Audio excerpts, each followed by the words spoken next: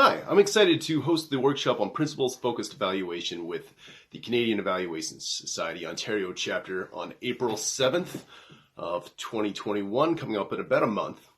And I wanted to do this video because not a lot of people know the difference and the relevancy of principles-focused evaluation. I certainly didn't know it when it would have been really useful for me. I'm going to tell a quick story about some of my past experiences doing evaluation and my aha moment after I learned about principles focused design really and evaluation. Many years ago, early on in my career, I worked with a colleague on an evaluation, and she said to me with this program that it wasn't a program.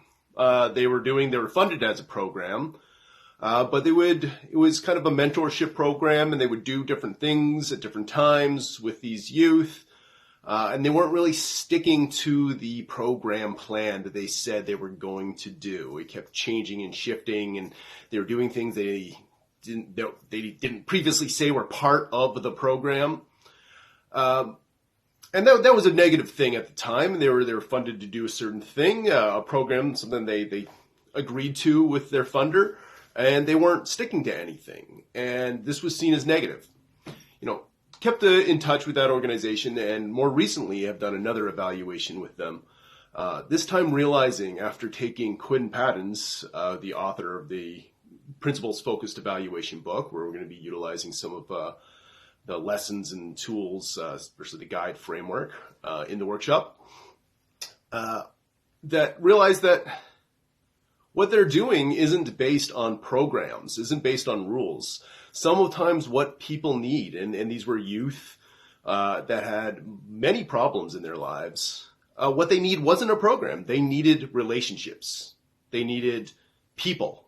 And you don't build relationships by sticking to a predefined plan. You build relationships by sticking with that youth beyond that 3-year grant that you have. You don't just say, bye, program's over, so we're over you now. You need to build trust. There was a lot of work they did that was pre the program. And if the youth's needs shifted, they were in crisis, you needed to respond outside of the predefined program plan. But how do you ensure what you're doing with all of that, rather than just reacting in the moment and maybe being ineffective? How do you ensure that that relationship building and all that work you're doing with that youth is adhering to your principles, your values, and maybe the youth's principles and values, and is leading to helping you and the youth be effective at getting to where they want to be? And that was the big aha. Maybe they're not operating like programs, but they can in this situation. And there's many other situations out there where it's just not appropriate. But how do you learn how to be effective in those situations where rules and programs and plans don't necessarily apply? And so that's really the big aha moment for me of the relevancy of principles-focused design and evaluation. So I hope that may be an aha for you. Maybe you're challenged in one of those situations. And the workshop will be a great help, and I hope to see you on the 7th. Thanks.